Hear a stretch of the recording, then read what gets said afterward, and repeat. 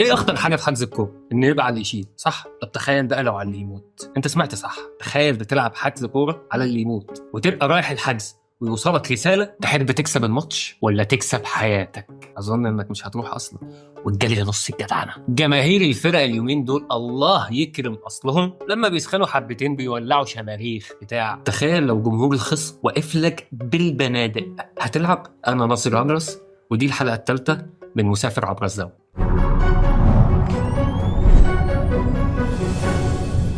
بدأت قصة استخدام النازيين للرياضة بشكل عام وكرة القدم كجزء مهم بل الأهم في الخطة الأكبر، وهي السيطرة على العالم. أدولف هتلر كان بيكره كرة القدم، لكنه اقتنع إن مفيش سبيل للسيطرة على عقول الناس زي ماتشات كرة القدم، عشان يثبت المقولة الأشهر: صنعت لإلهاء الشعوب. الأمر بدأ لما هتلر قرر إنه ينشئ منظمة هتلر يوث، ودي كانت منظمة بتهدف لتمرين وإعداد الشباب بدنيا عشان يكونوا جزء من رجال الرايخ الثالث أو الإمبراطورية الألمانية الثالثة. في النص كده يبصلهم المعتقدات النازية عشان يضمن انتمائهم ليه. والحقيقة برضو إن التأثير كان قليل، عشان يقرر سنة 1936 إن الانضمام لهتلر يوث إلزامية لكل الشباب الألمان اللي بتتراوح أعمارهم ما بين 10 ل 18 سنة، ووصل عدد أعضائها لأكثر من 8 مليون عضو. قبل التاريخ بتاع تأسيس هتلر يوث ده بسنتين، يعني بالظبط سنة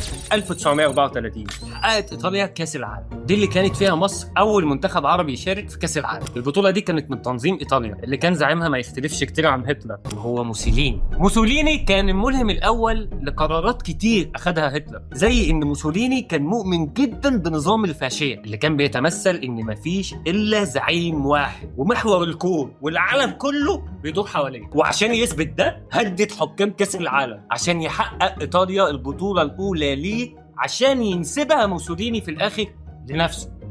شنو يوم هتلر يعمل ايه بقى؟ كوبي بيست. سنة 1936 استضافت ألمانيا الأولمبياد اللي صرف عليها هتلر أموال طائلة في الدعاية عن طريق التلفزيون، لدرجة إنه أمر بتصوير فيلم انتصار الإرادة اللي بيطلع هتلر والنظام النازي المنقذين لألمانيا، وهو فيلم أولمبيا اللي بيظهر تفوق العرق الآري، وإن الألمان هم الشعب المختار الذي لا يقهر. ولكن هل هو لا يقهر فعلا؟ ولأن كرة القدم هي صاحبة الجمهور الأعظم والأكثر انتشارا، أنشأ النظام النازي استاد يسع أكثر من 100,000 بني آدم. أظن مكان مثالي لنشر أفكاره، ولكن جرت الأمور كما لم يخطط لها. استجابة لرأي أهم مستشارين هتلر خصوصا جوزيف جوبلز، قرر هتلر يحضر أول مباراة كرة قدم في حياته يوم 7 أغسطس 1936. كانت ألمانيا بتواجه النرويج، وبما إن المنتخب الألماني هو المرشح للفوز لأن الملعب ملعبنا والورق ورقنا،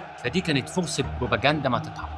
والفوز كان هيبعت رسالة للعالم كله إن الرايخ الثالث قوة يحسب لها حساب، وكمان هيجمع الشعب الألماني على فكرة إن القتال من أجل الوطن قضية تستاهل التضحية. ولسه هتلر داخل مع الشباب ويا دوبك بيجهز قعدته، استقبلت شباك المنتخب الألماني الجون الأول في الدقيقة السادسة. هتلر قال لهم: إيه ده، أنتوا جايبيني هنا تهزقوني ولا إيه؟ لكن أقنعوه يكمل الماتش للآخر، وإن مباريات كرة القدم لا تنتهي إلا بانتهاء صفرة الحكم. ويا ريته ما قعد. في الدقيقة 84 استقبل المنتخب الألماني الهدف الثاني عشان يقوم هتلر بوشه محمر ويغادر الملعب، قبل ما الحكم يعلن خسارة المنتخب الألماني بنتيجة 2 صايمة. عشان يصرح مستشار هتلر جوبلز تصريح خطير جدا بيقول فيه: الفورر غاضب جدا، لا أستطيع تحمل توتره. حسب مجلة كرة القدم الألمانية يا كيكر، انتشر جو كئيب في كل ألمانيا، مش بس عشان المنتخب خسر، لكن عشان الهزيمة حصلت وهتلر كان قاعد بيتفرج بعينه على الفضيحة. والكارثة الأكبر إن اللي جاب الجونين لاعب اسمه إيزاكين، وده اسم شكله يهودي، وانتوا عارفين هو كان بيحب اليهود قد إيه،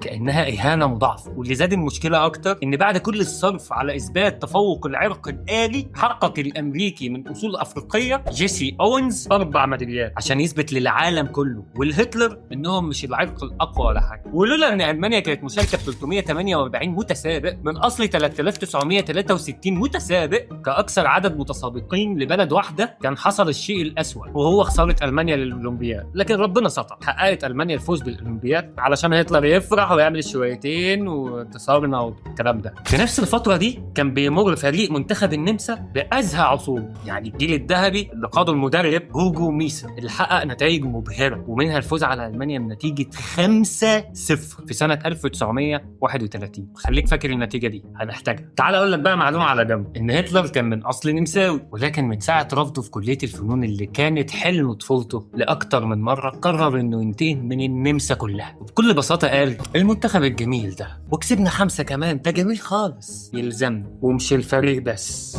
ده ضم النمسا كلها واحتل البلد تما. واكبر اللاعبين النمساويين ان هم يلعبوا تحت العلم النازي. اصل انا هكسب يعني هكسب. لكن فريق النمسا اتقسم نصين، نص استسلم والنص التاني رفض، وكان من ضمنهم نجم من نجوم الفريق ماتياس زاندلر، مما ادى الى مقتله في ظروف غامضه.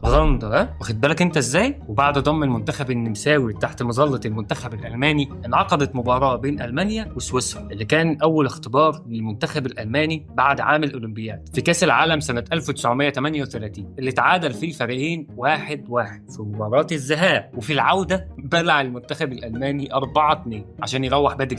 هتلر يسكت. سنه 1942 قام محتل اوكرانيا. كده يعني والله ما انا ساكت، عشان تقام مباراه هي الاخطر في تاريخ كره القدم، واتسمت باسم مباراه الموت، اللي قبلها مارس فيها النازيين أقصى درجات التجويع على الشعب الأوكراني، واللي استمرت لفترة طويلة جدا قبل المباراة، اللي كانت معقودة بين ستارت الأوكراني اللي مكون من لاعبين دينامو كييف ولوكوموتيف كييف، وفريق فيلاكيلف الألماني المكون من جنود القوات الجوية النازية. أيوة أنت سمعت صح. في المباراة دي نزلت لاعيبة فريق ستارت لابسين اللون الأحمر تعبيرا عن المقاومة لنظام هتلر النازي، وبسبب كثرة التهديدات ولدرجة إن الخصم كانوا جنود والجمهور كانوا مسلحين، اتقدم الفريق النازي في بداية المباراة. ولكن المباراة انتهت بفوز فريق ستارت بنتيجة 5-3. وده معناه ايه؟ طبعا اعتقال نص الفريق، والباقي اختفوا في ظروف غامضة طبعا. بعدها بشهر تقريبا اتعملت مباراة ودية ما بين المانيا والسويد، اللي تقدر تتوقع فيها مين كسب. صح، السويد اللي كسبت بنتيجة 3-2. واليوم ده كتب جوجلز في مذكراته تصريحه الخالد اللي قال فيه 100,000 شخص غادر الملعب في حالة من الاكتئاب. الفوز في مباراة كرة قدم أهم للناس من احتلال مدينة في الشرق، عشان هتلر في الآخر يقرر يقفل الدكان ويقول لك بس القرار ده مش كارما، ويوقف كل مباريات المنتخب الألماني عشان يفرغ نفسه بالكامل لبداية النهاية، وهي الحرب العالمية الثانية اللي بدأت تشتد، عشان يموت هتلر منتحر في بدروم بيته سنة 1945، ويبقى لا كسب حرب ولا كسب ماتش، وتنقسم ألمانيا ويتم عزل بعدها كل النازيين من أي دور. وتفوت السنين وتحقق ألمانيا بطولتها الأولى في كأس العالم عام 1954 عشان ترد القلم للمجر بنتيجة 3-2 في النهائي، فيما يعرف بمعجزة فير، وتكسب نسخة 74 و90 رغم الانقسام. وتمر السنين وبفضل النازية لسه مكملة معانا بس بشكل مختلف. سليمان العويد الشهير ببيليه فلسطين، اللي استشهد مؤخرا بنيران